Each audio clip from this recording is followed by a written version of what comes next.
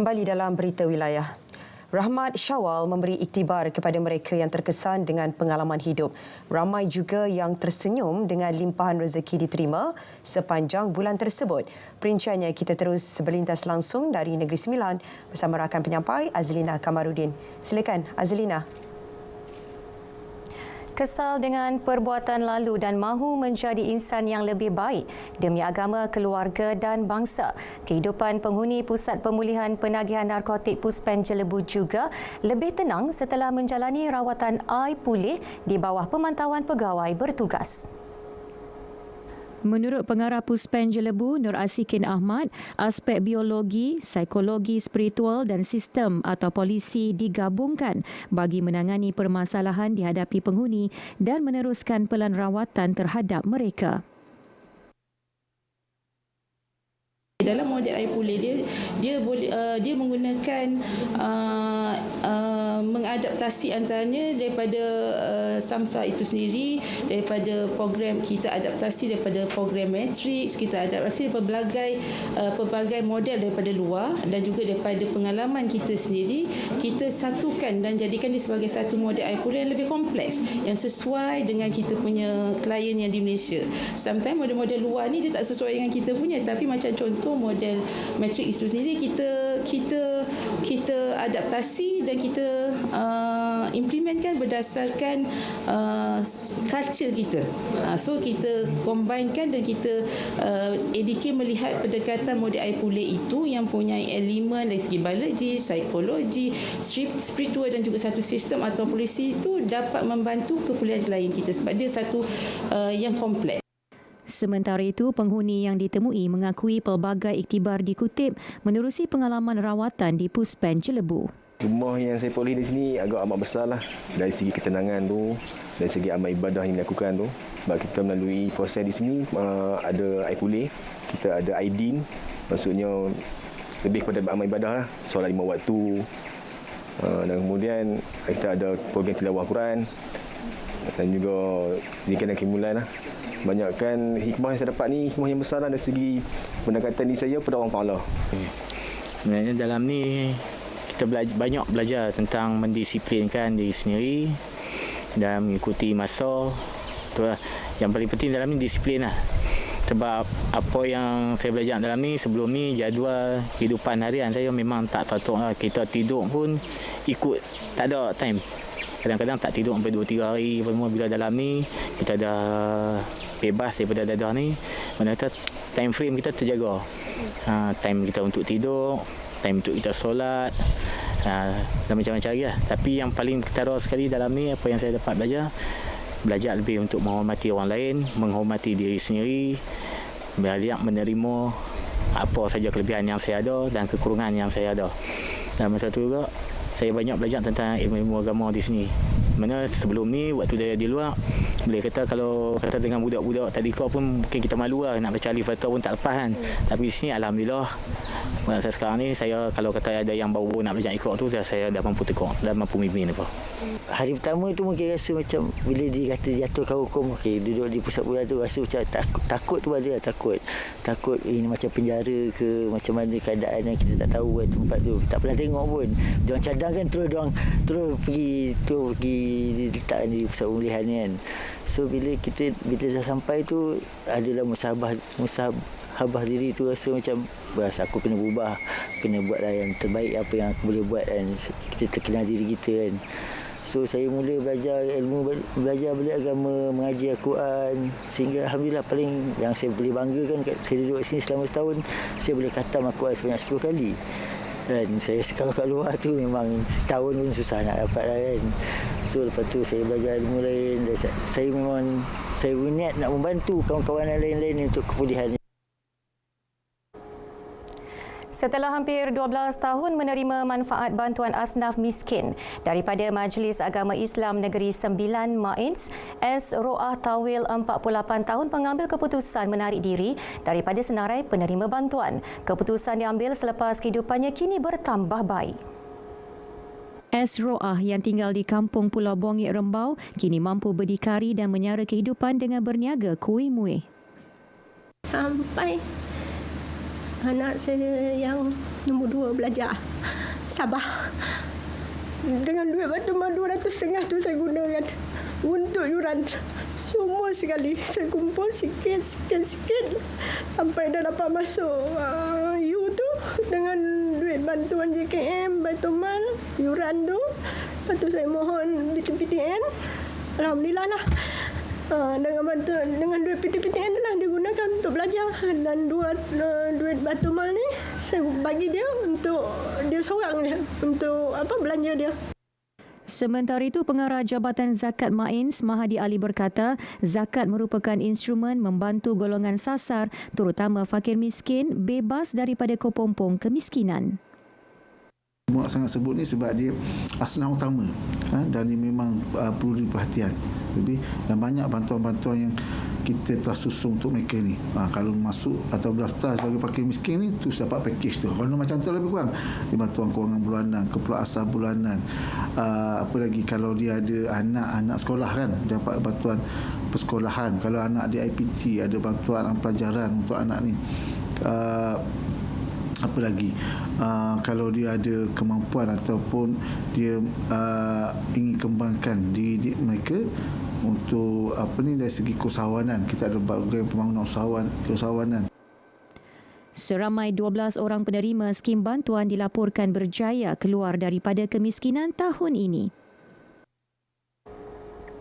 Pemilik kucing kini tidak lagi resah mengenai kebajikan haiwan peliharaan itu, terutama ketika pulang ke kampung sempena cuti perayaan. Semuanya ditanggung beres menerusi perkhidmatan mengasuh kucing ke rumah atau lebih dikenali sebagai pet sitter. Wartawan pelatih Nur Syafiqah Muhammad Ghazali ada laporannya.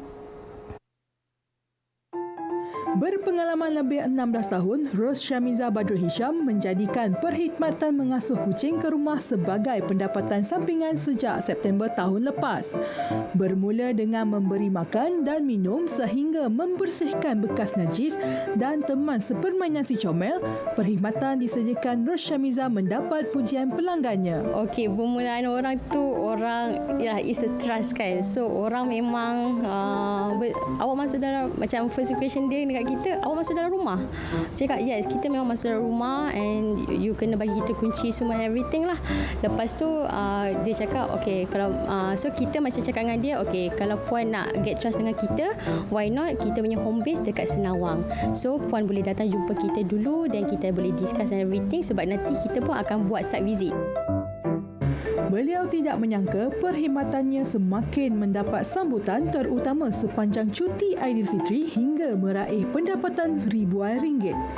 Sementara itu, penjagaan haiwan peliharaan seperti kucing yang betul penting. Pakar veterina Dr. Azliza Ahmad yang berpengalaman 17 tahun merawat kucing menyarankan haiwan tersebut tidak ditinggalkan lebih 3 hari bagi mengelak masalah kesihatan serta tekanan.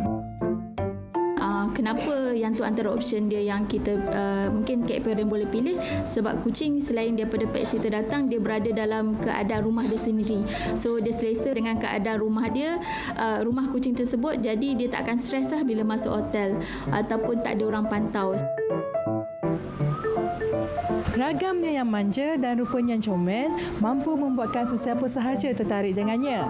Akan tetapi, penjagaan si comel pada musim perayaan ini juga harus dititik beratkan.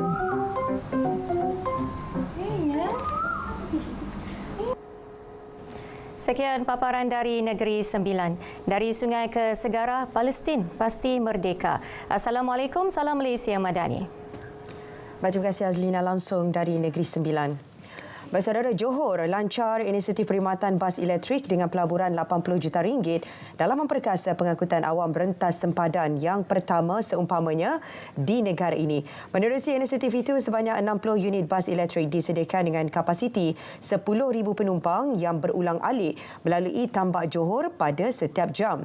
Jelas Menteri Besar Dato' Onn Hafiz Ghazi, kerajaan negeri juga bercadang melaksanakan projek sistem aliran transit otomasi ART bertingkat bagi mengatasi kesesakan di Bandaraya Johor Bahru. So ini antara inisiatif yang baik. Di peringkat PAJ pun kita sedang melaksanakan inisiatif untuk electrify our buses.